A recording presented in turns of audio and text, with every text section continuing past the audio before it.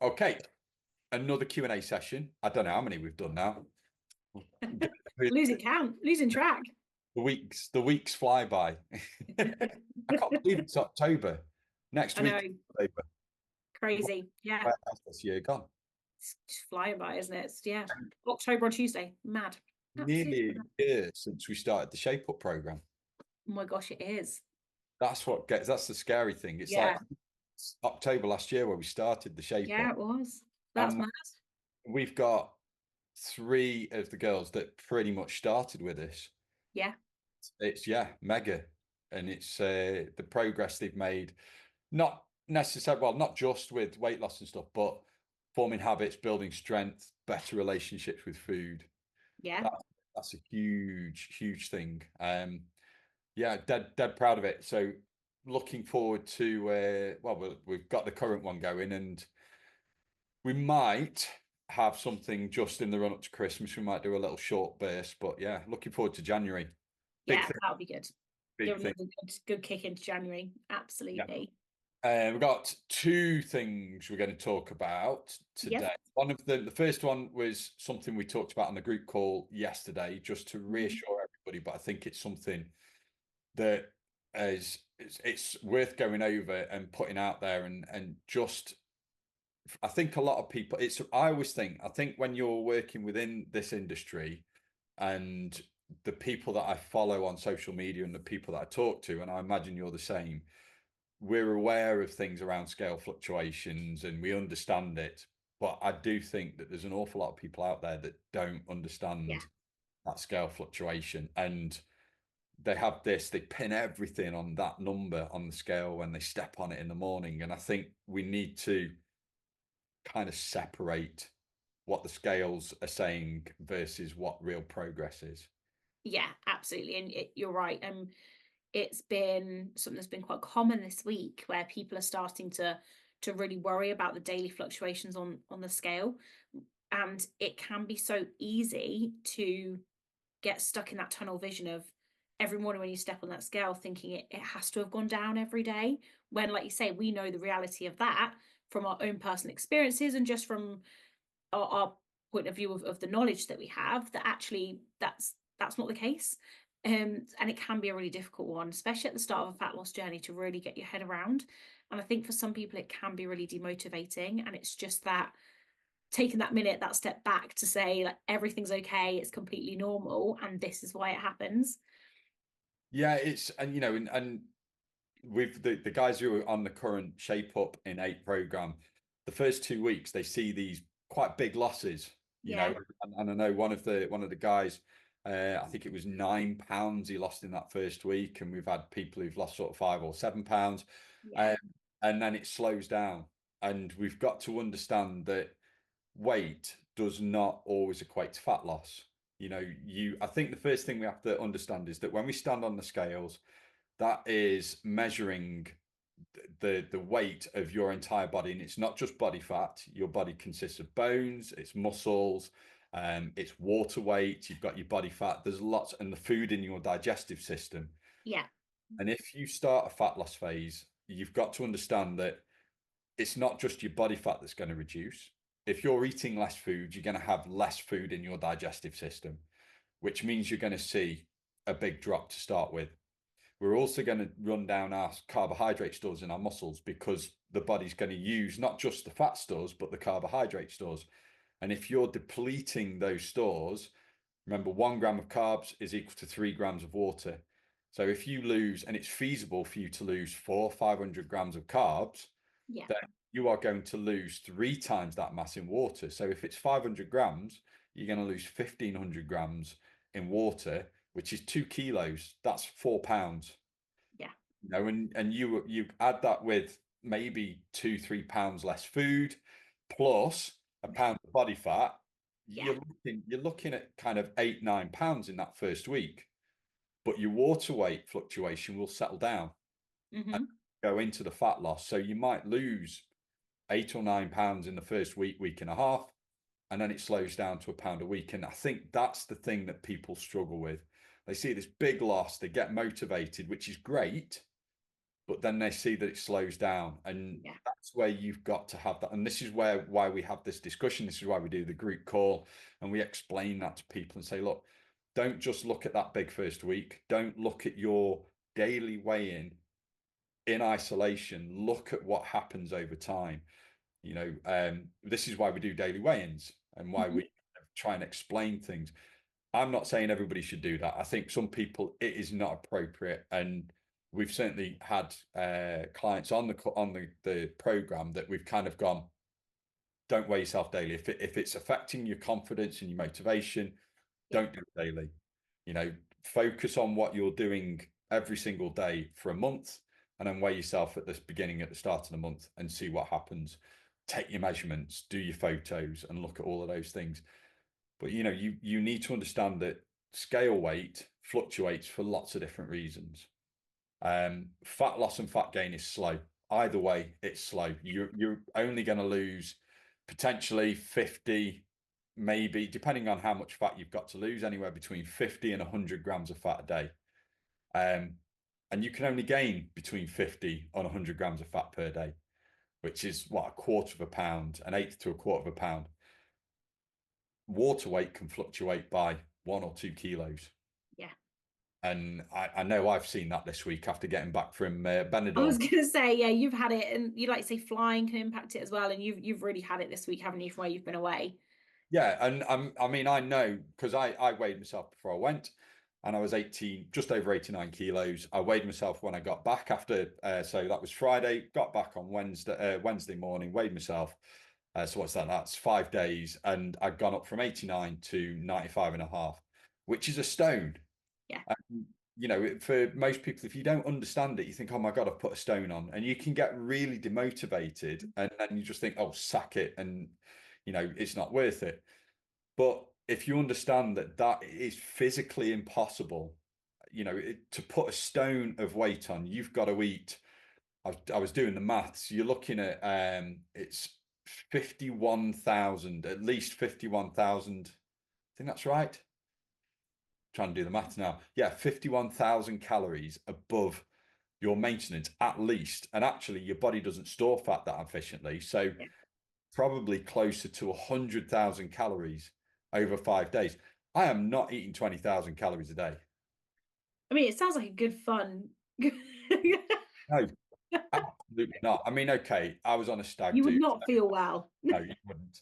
And I was on a stag do, and I would say my nutrition was Yeah. definitely not on point, But then I think about a flu that can cause water retention. Yeah. The food I ate was probably, well, it was high in salt.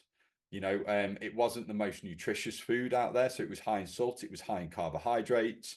Um, then alcohol consumption as well. And although my alcohol consumption was nowhere near what other people's was on this stag do, you get water retention from alcohol as well, Yeah. and that would explain that huge kind of increase. And since Wednesday, what we've had 2 days.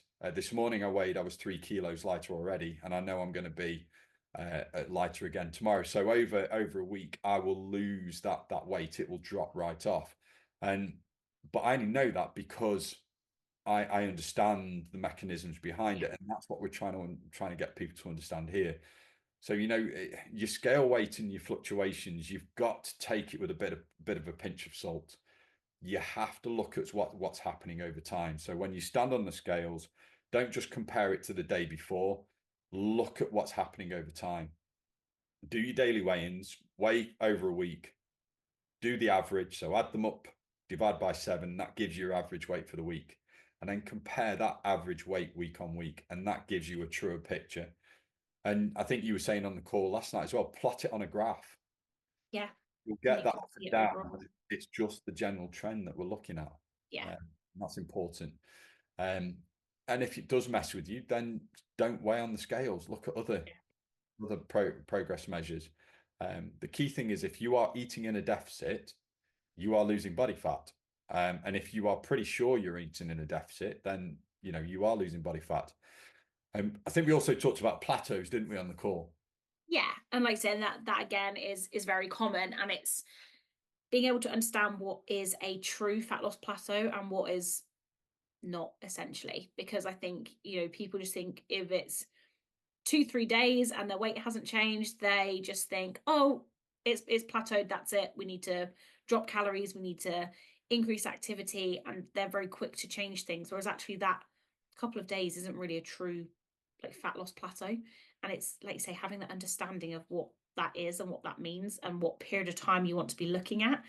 And it takes time to build up enough of a database on your own body, what works for you, to understand that difference. I mean, I think we spoke before about a client that you've had where plateaus for 3 weeks and then drops, but that doesn't mean they're plateauing every week. That's just their trend in how they're losing body fat. And every single person will be so different.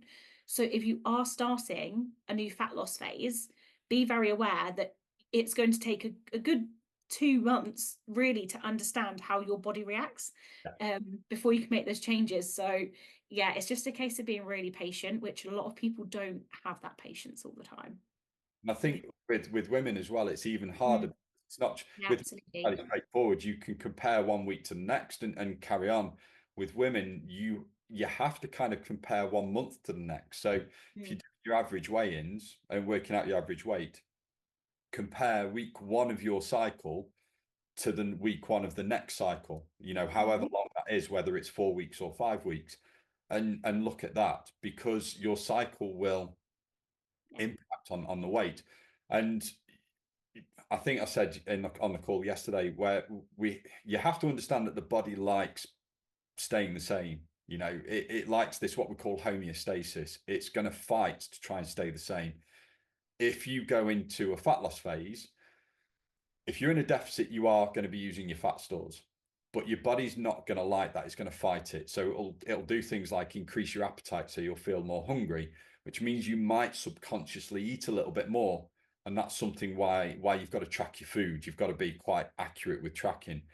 It's going to reduce your subconscious activity. You'll fidget less. You might, do your niche, your non-exercise activity might reduce. So this is why we say make sure you're hitting a step target of 7 to 10,000 steps per day to keep your activity up. It might be that when you're doing your workouts, you're slightly less energetic. You might be exerting less energy. So again, make sure that you're progressively overloading, trying to lift more weight over time. But there are other things that it will start to sacrifice. If you are not if you're not eating enough calories, then your body's going to start looking at processes that it can perhaps start to slow down or shut down on. It will fight that. And it's the same way the other way as well. If you start eating in a surplus, you don't just automatically pile the fat on. Your body's going to try and use the calories in a different way. But that can cause a plateau for 1 week, 2 weeks, or even 3 weeks. But then if it does plateau for longer than that, that's when you start looking at other things. So I would suggest you first check your calorie counting, check that you are tracking stuff, because it's perfectly normal after a period of time that things start to slip. You might not weigh everything. You might say, well, I know that's roughly the right amount.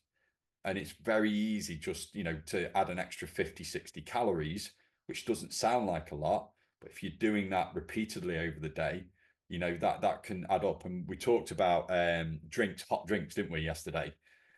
Yeah. If you have a cup of tea, let's say you have a milky cup of tea with a couple of sugars in, that could be 100 calories. If you have 3 or 4 of those and you're not tracking them, Yeah. 300 to 400 calories, which could wipe out most, if not all, of your deficit. So this is why we say check your tracking first, check your steps, check your activity. And if those haven't dropped and your calories are still accurate and your steps are still up there and you're still plateauing, then absolutely, you can start reducing your calories a little bit, maybe by 100, 200 calories, and then upping your activity to try and sort of increase your energy expenditure. But don't immediately, if you see a plateau or if you see the weight spike up, ask yourself those questions. Are you tracking accurately? Is it a real plateau? Are you moving as much? What foods are you eating? Are you eating more carbohydrates? Are you having more salt? Is it water retention? Are you drinking enough water? Are you sleeping well enough? Ask yourself those questions. And if the answer to those are all satisfactory, then we can start looking at calorie dropping. But and the other thing as well, don't slash them, because it's much easier to drop them gradually and learn how to cope with those calories than it is to slash them and then you completely rebound because you're knackered. Yeah, absolutely. Cool. Next one. Supplements. Big topic all the time, I feel. Yeah, especially at the moment. There's loads. I don't know about Yeah, your social media feeds, but all it's, sorts of different weird and wonderful, and then the usuals do their rounds as well. But yeah, it does seem to be quite a hot thing at the moment of look at this array I'm taking every morning to start my day. yeah. And what really gets me is that there's loads of people. There's a lot of influencers who are sort of doing what I eat for a day, eating a what's it they say, eating a minimally processed or whole food diet, what I eat in a day, and then they start with this massive pile of hugely processed supplements. Yeah, Just such a hypocritical thing to be doing. yeah. Uh, yeah, I mean, are supplements worth it? Um, I've got a list of them here. So let's start with, there's one that's always on my feed at the moment. Go on. Start with vitamin D. I'm not going to name the brand, but it's vitamin D and K2. The particular one that's advertised is a 4,000 IU vitamin D and K2 supplement. So vitamin D and K2, they suggest putting them together, and there is a bit of science behind that, Yeah, because K2 can help with the absorption of calcium into the bones. That's one of the functions of it. But yeah, 4,000 IU, it's high. That is a high dose. I think just so that everyone else knows, K2, that's the potassium, isn't it? Yeah, it's vitamin K is Oh, vitamin K. yeah, vitamin K is the it's a dead you only need it in small amounts. It's dead easy to get. You can get it from a lot of sources, but you know, your leafy Yeah, green particularly rich. You don't need very much. Vitamin K is important for blood clotting, amongst other things, but also getting your calcium into your bones. Um, we don't really need to worry about it. There are some people who are deficient in it, but that's generally down to diet, you know, and the food choices. If yeah, you can get your veg in, absolutely, you'll be smashing your K2 target. It's also sure. fat soluble, so it's not something that you necessarily need to have every day because your body will store it. Yeah. Vitamin D is slightly different. It's harder to get from food. Hmm. So, you know, you can get it from things like dairy products, eggs, oily fish, but you need to eat a lot of them to get that. I think I worked out it's something like 2 liters of milk. Oh, You wow. drinking 2 liters of whole milk a day, 12 eggs. I mean, if you're following the carnivore diet and you start your breakfast with You're 12 eggs, set. fine, you'd be smashing it. Uh, but for most people, it's not that easy. And Yeah. you, for the foods that we eat, the amount you'd have to eat, it's going to be taking up a lot of your calories, you know. So it's not necessarily efficient to get it through your food. Hmm. Your body produces it if you get enough sunlight, but most of us work in offices or indoors, and the And weather being in the UK at the moment, we're not. and actually it's in the UK between October and March, the sun does not get high enough in the sky for us to be able to produce the vitamin D by getting the sunlight exposure. So vitamin D is probably one of the only supplements that we should be taking, some of us all year round. I work inside, although I'm in a gym, I'm literally indoors from sort of 6 o'clock in the morning through till 6, 7 o'clock at night. And I miss kind of the window. Even in the summer, I miss the window for vitamin D. So I take a supplement year round, and I take 2,000 IU because I don't get any sunlight exposure. Um, I think for most people, starting with 1,000 IU, that would boost, but definitely in the winter months between October and March, we should all be supplementing, and that's part of the NHS guidelines. It's a recommendation from the NHS, and it amazes me that it's actually advertised and published. That is well known. The doctors will tell you about it. It's out there in the public domain, and yet there's so many people that don't know how much they should be taking. Hmm. So, or even that they should be taking it. But absolutely, vitamin D. I would recommend 1,000 IU to start with. and just see how that goes. You can test it. You can go and ask your doctors for a blood test to see if you need if you need a vitamin D supplement. It's a very easy blood test. It's not one that they routinely do. You have to go and ask for it. And some of the symptoms of vitamin D deficiency, things like fatigue, so you're feeling tired.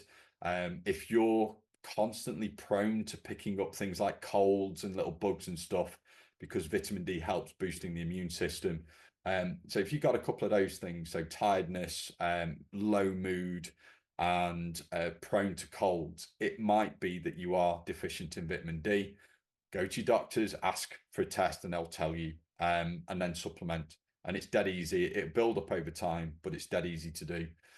That is probably the only one I would suggest you need to take, and especially for women and women going through menopause.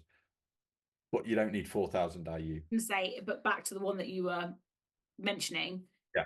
like the very high dose of that one that actually isn't really very necessary.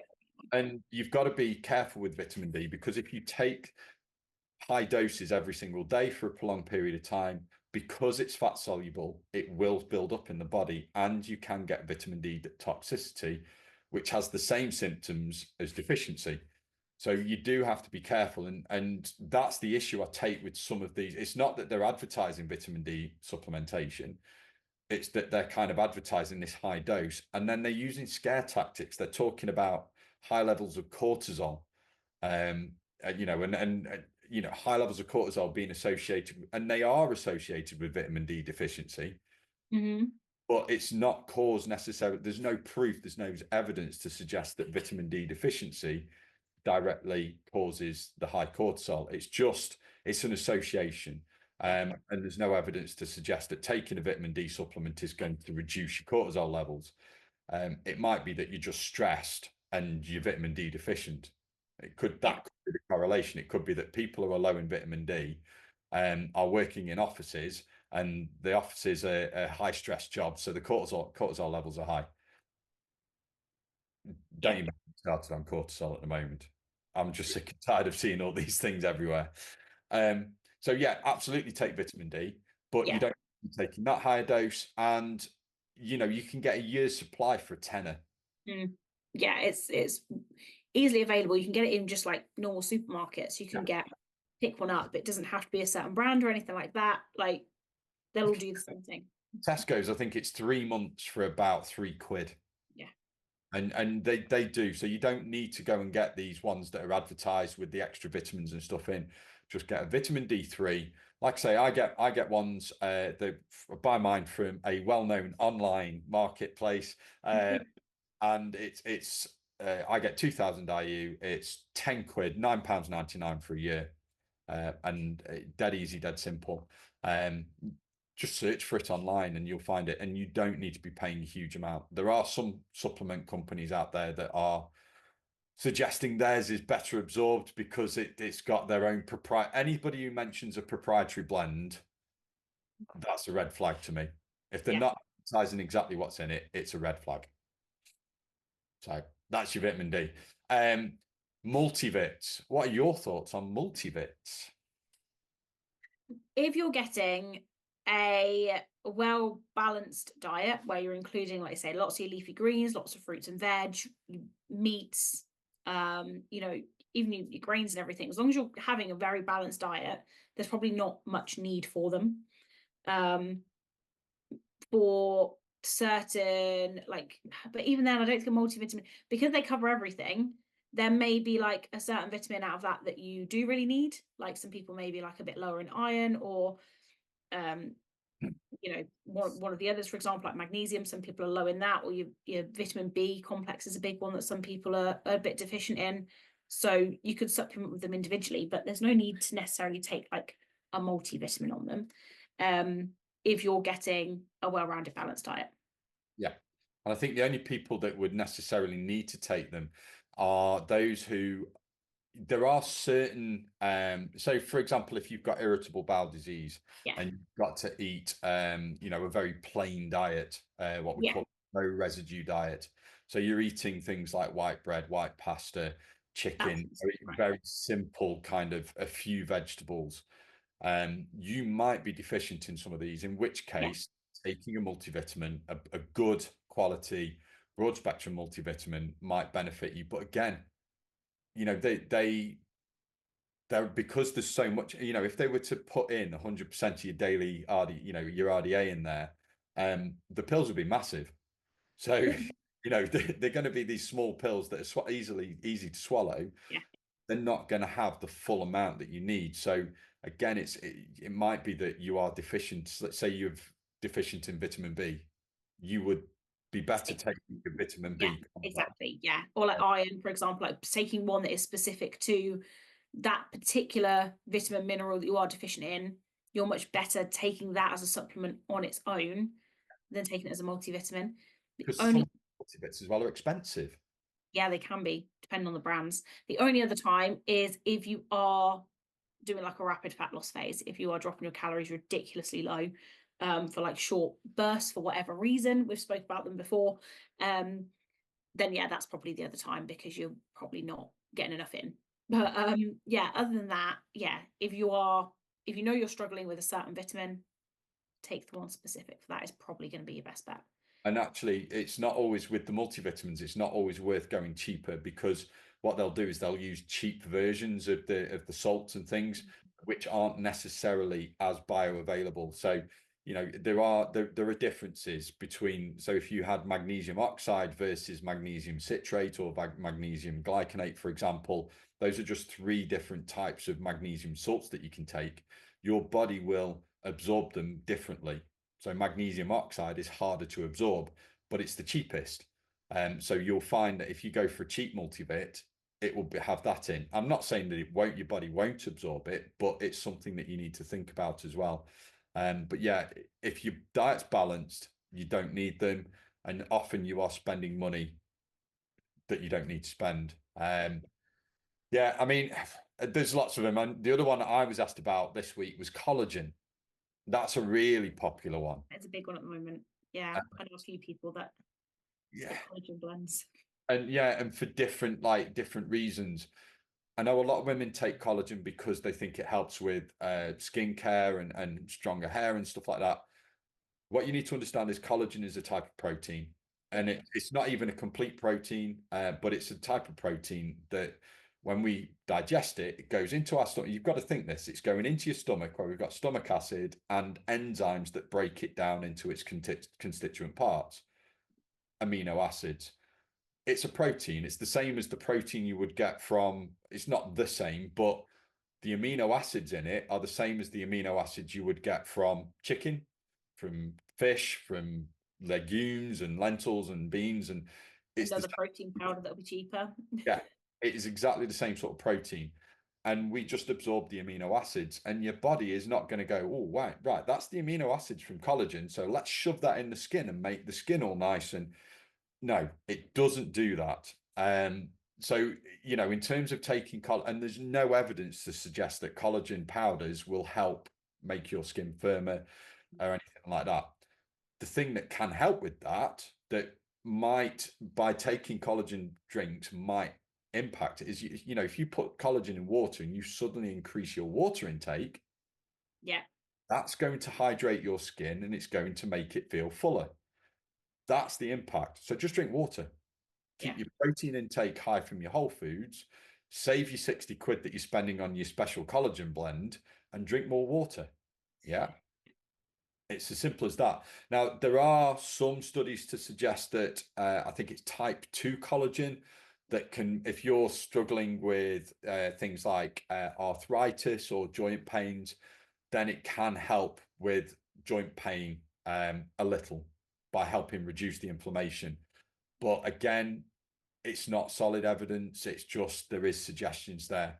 So you get the same benefit from having a high protein diet and doing things like resistance training and staying active. yeah. And then the last one, this is Favorite one. well, this one I had a conversation. This was a conversation from a client. Now, fortunately, the client understood that they were a bit of a waste of space, but greens, I've seen them all over the place. It's it is ridiculous. Have you actually tried any greens? they really don't. I don't fancy drinking anything that reminds me of Shrek Swamp. That's just my personal opinion. Like the look of that when people are posting about their greens drinks, I'm just looking at it thinking like I can just smell what it tastes like. And I know that's ridiculous because I will drink smoothies that are green when I put like spinach or kale or whatever in a smoothie, but that's very different because it's not just dehydrated green vegetables. There's other flavors in there. And it's just not appealing to me. But maybe that's very narrow-minded. I don't feel like I can judge if I've not tried it, but it's not for me. No, and it's again, it's the same as having a balance. I mean, they advertise it as being high in fiber, and, and you're getting your vitamins and minerals from what your fruit and veg, just in powdered form. And again, it's this idea that when you look at the ingredients list and they have a proprietary blend, and they don't necessarily say the words proprietary blend, they'll have like super blend TM trademarked, and it's like, well, what's in it? Yeah, And very fair question. they will list all of these ingredients, but they might say one scoop contains 80% super blend. Well, what is in that super blend? Because you can list all the ingredients, but you don't necessarily have to specify the amounts of Yeah, those ingredients. So they might give a really, really tiny proportion of things like your vitamins and minerals, and then bulk it up with usually soluble fiber. yeah, That's what it's normally bulked up with, because they're suggesting that these things give you fiber. But soluble fiber is easy to get from, your nuts, seeds, beans, lentils. Just eat more of those foods. which are way cheaper as Way well cheaper. And and less processed. yeah. And that's the other thing. Like they start, you get all these people advertising, and we said again, they're advertising a clean eating, minimally processed foods, and yet they're trying to sell you something that is as processed as you are possibly going to get. Yeah, It's dehydrated vegetables that are then crumbled down and mixed in a machine and then packaged in these plastic packages.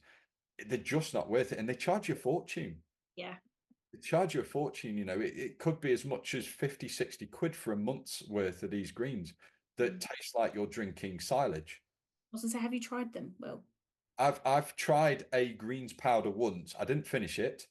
It smelt like a hay bale and yeah, didn't that's taste much that's the better. image I get. It just didn't taste much better.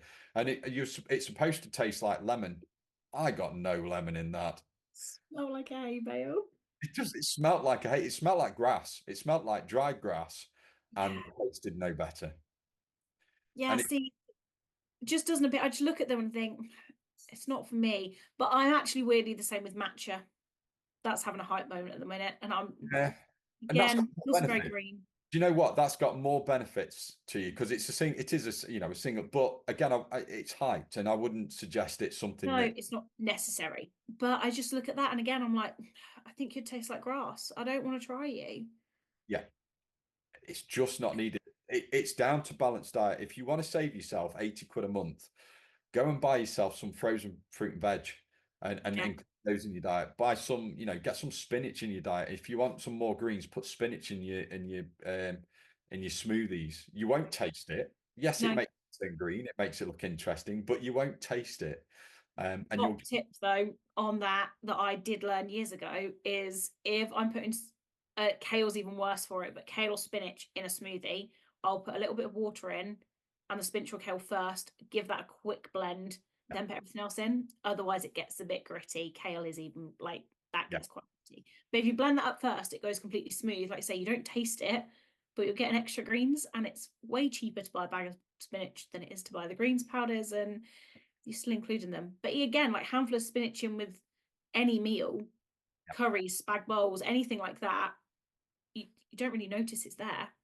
It wilts down to nothing, and you get all the Yeah. benefits from it.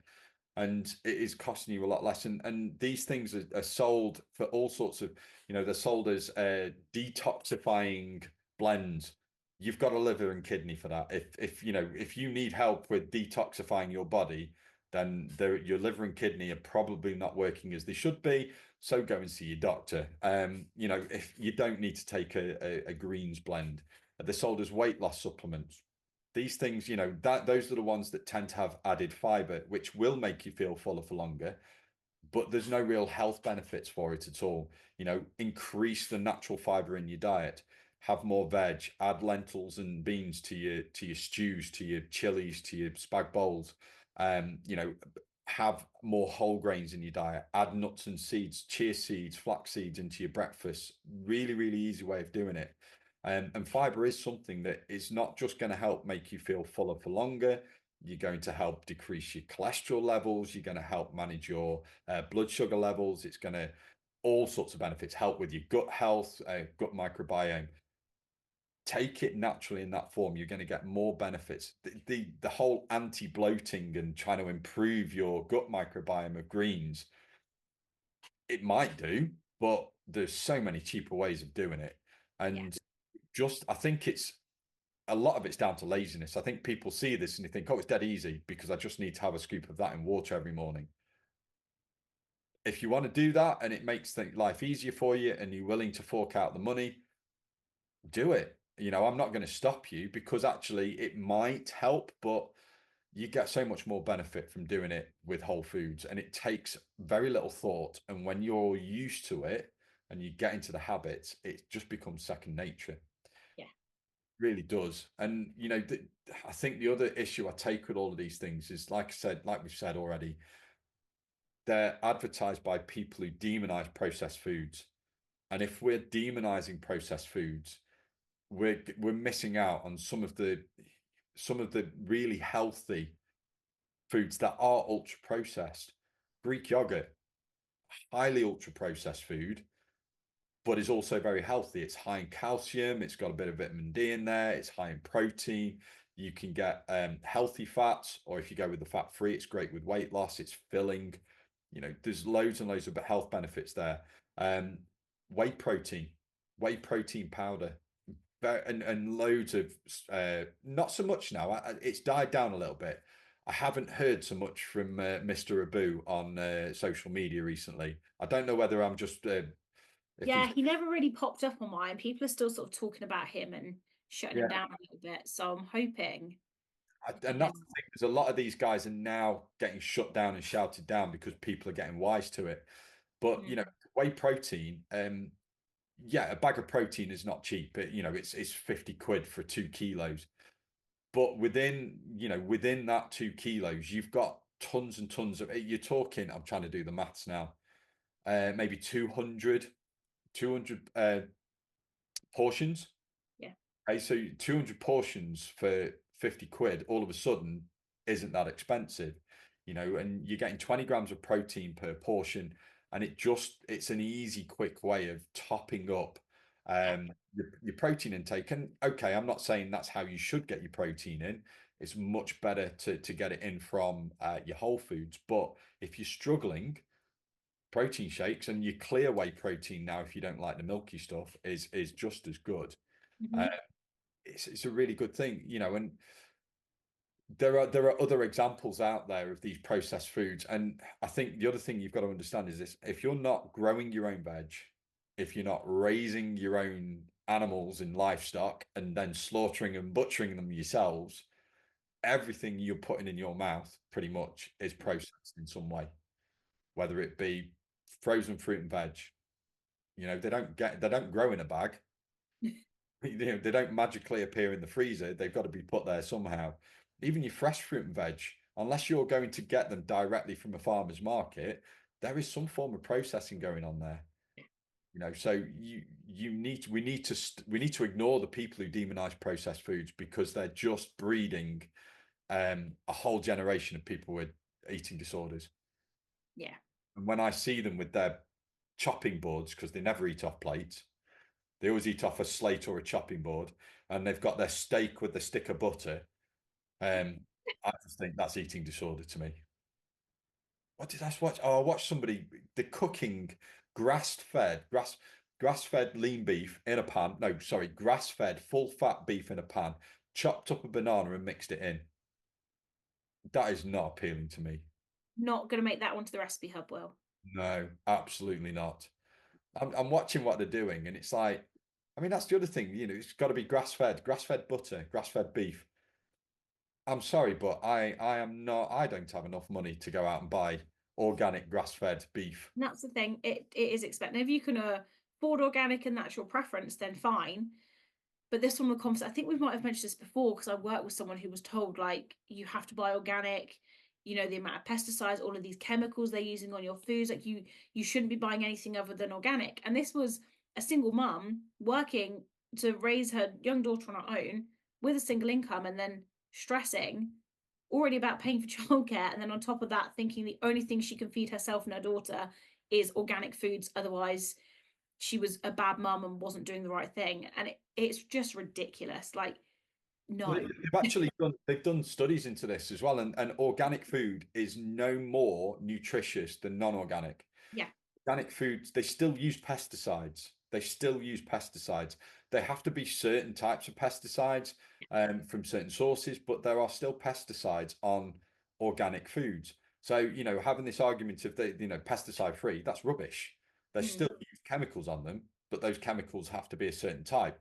And actually the chemicals they use on the non-organic foods have been tested so much. There's loads of scare stories out there. Mhm. They're like, all people who use glyphosate, the farmers that use glyphosate, there are, can have certain conditions arise.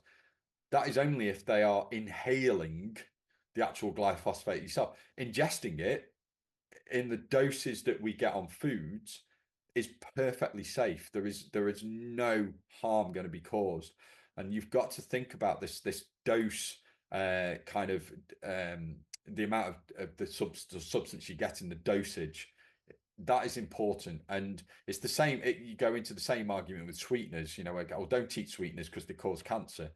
Well, yeah, if you're consuming 4,000 cans of Coke every day for a year, then there might be a slight risk, but nobody's going to do that.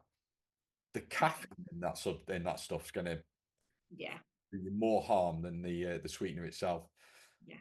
And you get the same people going, I won't have a Diet Coke because of sweeteners, and then they'll knock back 10 pints at a weekend. Yeah.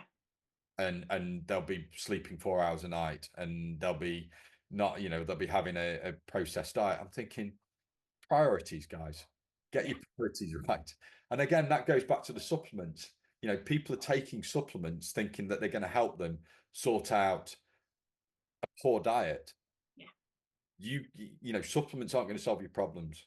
Prioritize the basics. Get your nutrition sorted. Walk more. Resistance train 2 to 4 times a week. Get your sleep sorted and drink water. And then practice some form of mindfulness. Work Yeah. on stress levels. If you get those 6 things nailed, you don't need supplements. You won't need to go and buy organic food. you know, um, yeah, just focus on the basics. Yeah. And again, with organic foods, if that is your preference, you can afford it and that's what you want to buy, then absolutely fine. But yeah, if you've been scaremongering into the feeling that you have to buy it and that's the only right thing to do, just know that it's absolutely okay to not get the organic versions. Like there's Yeah, nothing wrong with that. we've got the priorities in nutrition we have backwards. Yeah. And we need to understand that the basic priorities of nutrition are not things like supplementation, food choices, whether you're getting organic or non-organic, and then calories. Calories is first. You need to make sure you are consuming enough calories for your body to fuel your activity and to achieve your goals. That's the main one. Then it's macronutrients. Are you getting a good balance of proteins, fats, and carbs across your diet? Are you consuming enough protein to maintain muscle mass? Are you consuming enough fats for hormone health and the right types of fats? Are we consuming enough carbohydrates to fuel the activity? Then we can start getting into things like food choices.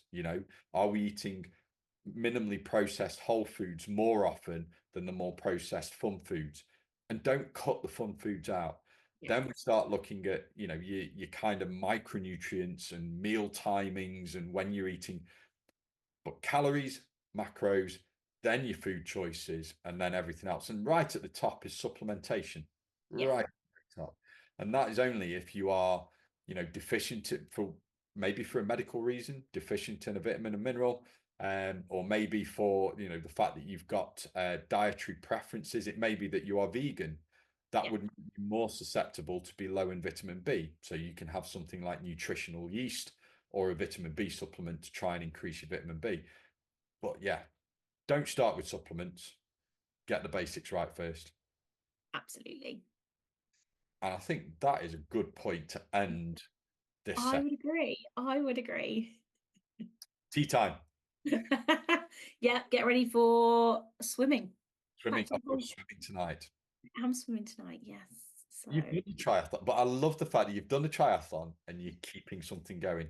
well, that's the thing. I still wait for my so triathlon Sunday, Monday rest day, Yeah, obviously. Tuesday, still wait for my run because that's what we do. We run on a Tuesday. It hurt, but do you know what? I actually feel as bad as I thought. My calves were a bit tight, but that was it. Still managed it, and then yeah, still swimming is Wednesdays, swimming is Fridays. Still in the pool. Yeah, I think you just kind of illustrate something there. It's habits and routines that are key. 100%. Yeah, like I say, it's kept me going. So yeah, we're gonna Keeps keep you going going. here as much as it does in the body as well. Yeah, 100%. And then we'll just see what happens next year. Yeah. Iron Man. She's going to do an Iron Man. Maybe not next year. We've got a lot of studying to do, but we'll see. Yeah. 26, who knows? See. All right, guys, we're going to leave that one there. Obviously, we'll be back next week for more Q&A. If you've got any questions at all, you can jump on our socials. So there's mine, at Fit a Food Lover. Alice is on _Al Nutrition. Nutrition, that's the one. You still need to get your background sorted. I do. We need to do that. But yeah, if you've got questions, we'll post up question boxes. I've obviously been away this week, so I've forgotten to do it, but I will post a question box up. And any questions that people ask, we will cover next time. All right, have a great weekend, everybody. And it is bye from us. Bye.